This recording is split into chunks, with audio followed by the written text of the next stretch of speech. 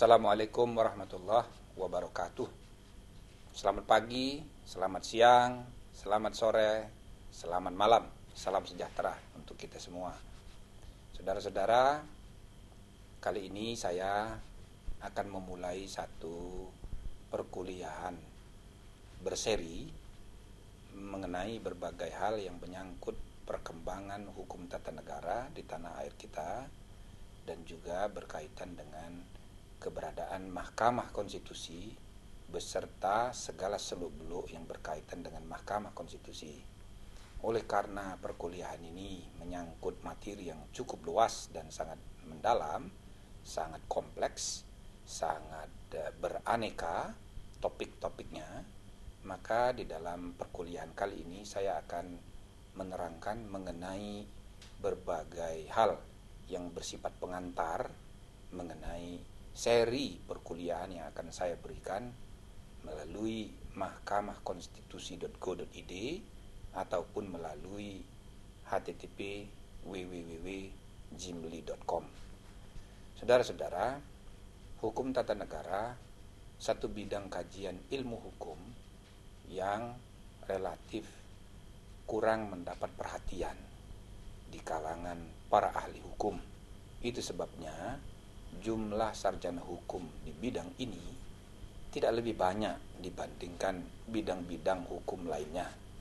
Oleh karena itu, saya berharap mudah-mudahan melalui beraneka kegiatan perkuliahan mengenai hukum tata negara ini dapat menarik minat para mahasiswa, para dosen, dan generasi muda pada umumnya, serta segenap warga masyarakat yang menaruh minat dan kepedulian mengenai soal-soal hukum tata negara dan berbagai persoalan yang timbul dalam kaitan dengan fungsi-fungsi kekuasaan politik negara jika dilihat dari kacamata hukum, jika dilihat dari segi hukumnya, maka itu menyangkut hukum tata negara. Jadi saudara-saudara sekalian, dalam perkuliahan yang sifatnya pengantar ini, saya ingin mengajak semua kalangan untuk melihat secara garis besar persoalan-persoalan hukum tata negara itu, yang nanti ada kaitan dengan Mahkamah Konstitusi, satu lembaga baru yang kita bentuk sebagai salah satu lembaga peradilan tingkat puncak bersama-sama dengan Mahkamah Agung.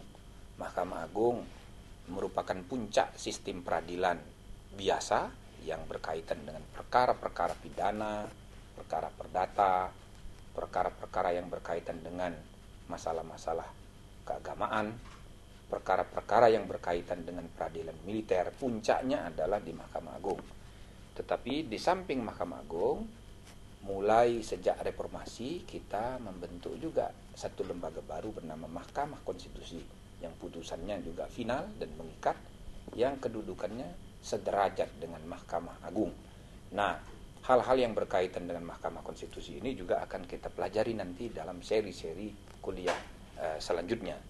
Namun sebelum itu kita lanjutkan ke materi berkenaan khusus mengenai Mahkamah Konstitusi, saya menganggap penting untuk memberikan catatan pengantar mengenai beberapa bahan yang penting untuk kita mempelajari perkembangan hukum tata negara di Indonesia. Saya sudah menyiapkan beberapa buku yang sudah beredar di berbagai toko buku di seluruh tanah air. Ada buku yang berkaitan dengan pengantar ilmu hukum tata negara, 2 jilid. Itu adalah buku yang menguraikan mengenai hal-hal yang sifatnya pengantar, ya, introduksi terhadap hukum tata negara sebagai satu cabang ilmu pengetahuan, ilmu hukum tata negara yang bersifat umum, berlaku universal di seluruh dunia. Nah, buku pengantarnya saya sudah terbitkan dalam 2 jilid. Jilid 1 dan jilid 2 masing-masing diterbitkan oleh Konstitusi Pers. Yang kedua yang perlu saya perkenalkan adalah buku pokok-pokok hukum tata negara Indonesia pasca reformasi. Buku pokok-pokok hukum tata negara Indonesia pasca reformasi ini berbeda dengan buku pengantar ilmu hukum tata negara.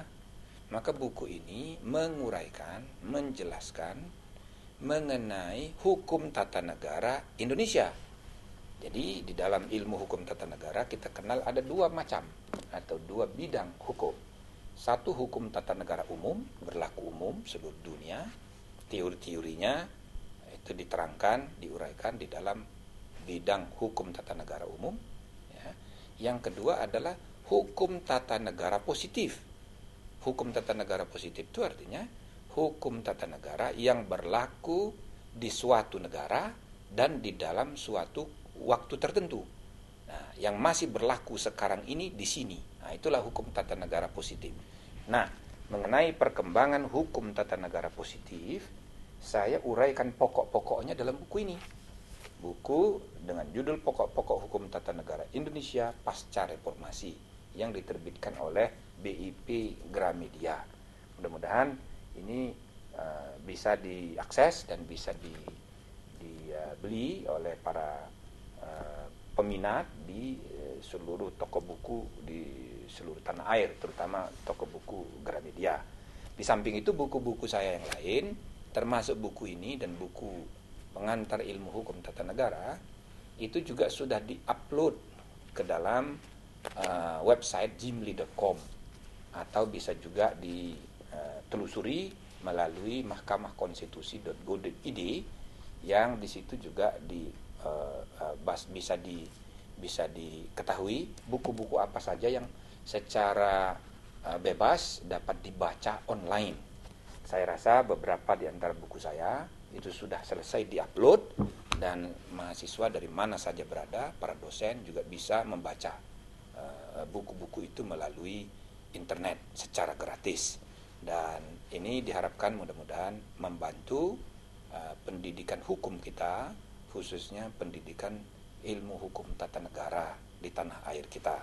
Melalui kegiatan video conference, melalui kegiatan kuliah virtual seperti ini, saya juga membuka jikalau saudara-saudara berminat untuk mengadakan hubungan tanya jawab mengenai berbagai soal hukum tata negara, termasuk juga berbagai persoalan yang berkaitan dengan Mahkamah Konstitusi. Ini semua diharapkan membangkitkan gairah generasi muda kita untuk mempelajari, mendalami persoalan-persoalan hukum tata negara dan persoalan-persoalan yang berkaitan dengan Mahkamah Konstitusi sebagai lembaga yang kita desain, kita bentuk dengan maksud untuk mengawal Undang-Undang Dasar sebagai konstitusi atau hukum yang paling tinggi di negara kita.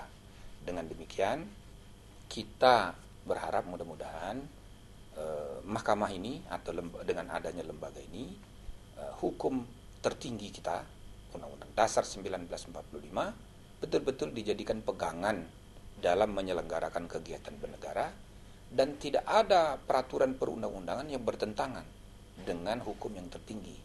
Sehingga seluruh bangunan sistem hukum di negara kita itu konsisten, konsekuen, tersusun secara sistematis, serta harmonis di bawah satu kesatuan sistem konstitusi, ialah Undang-Undang Dasar 1945. Dengan demikian, penting sekali artinya bagi kita semua mempelajari Undang-Undang Dasar, mempelajari sistem ketatanegaraan yang berlaku di negara kita hari ini, yang dasar-dasar pengaturannya sudah diletakkan di dalam berbagai ketentuan dalam Undang-Undang Dasar kita, baik yang secara eksplisit dirumuskan dalam pasal-pasalnya maupun yang terkandung, nilai-nilai terkandung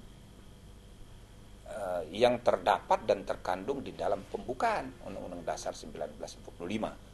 Karena itulah di dalam hukum tata negara biasanya kita bedakan antara pengertian Undang-Undang Dasar sebagai konstitusi tertulis dan konstitusi dalam pengertian yang lebih luas, yang di dalamnya mencakup juga pengertian konstitusi tidak tertulis, yaitu nilai-nilai yang hidup di tengah kehidupan kebangsaan kita, yang merupakan roh, yang sekaligus juga merupakan spirit ataupun ide yang juga tercakup di dalam konstitusi tertulis kita, Undang-Undang Dasar.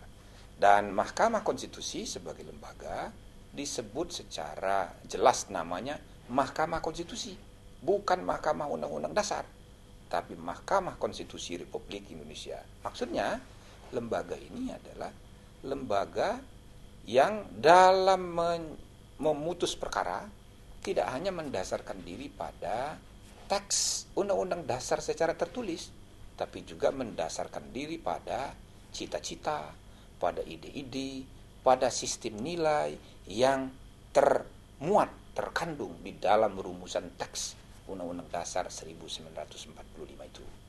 Mudah-mudahan dengan kuliah pengantar ini saya berharap saudara-saudara para peminat dapat untuk selanjutnya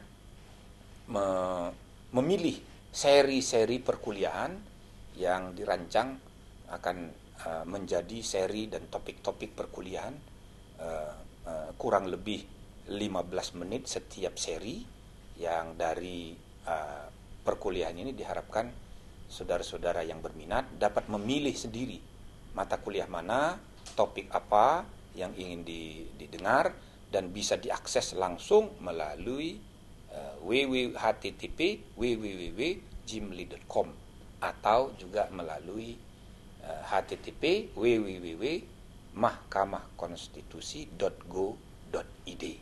Mudah-mudahan perkuliahan secara virtual ini bermanfaat bagi kita semua, berguna bagi perkembangan ilmu hukum tata negara, berfaedah bagi pendidikan hukum di kalangan generasi muda dan generasi masa depan, yang mudah-mudahan makin cerah kehidupan kolektif kita sebagai bangsa.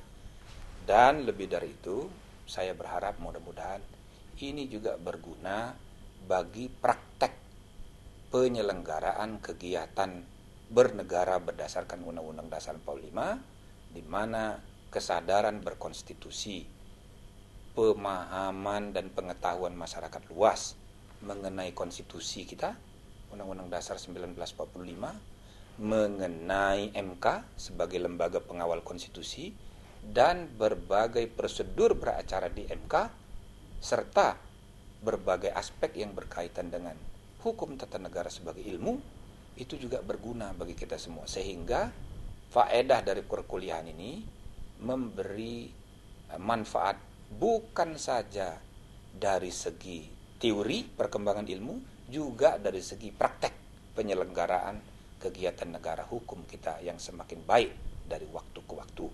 Saya kira demikian untuk kuliah pengantar ini. Terima kasih. Assalamualaikum warahmatullahi wabarakatuh.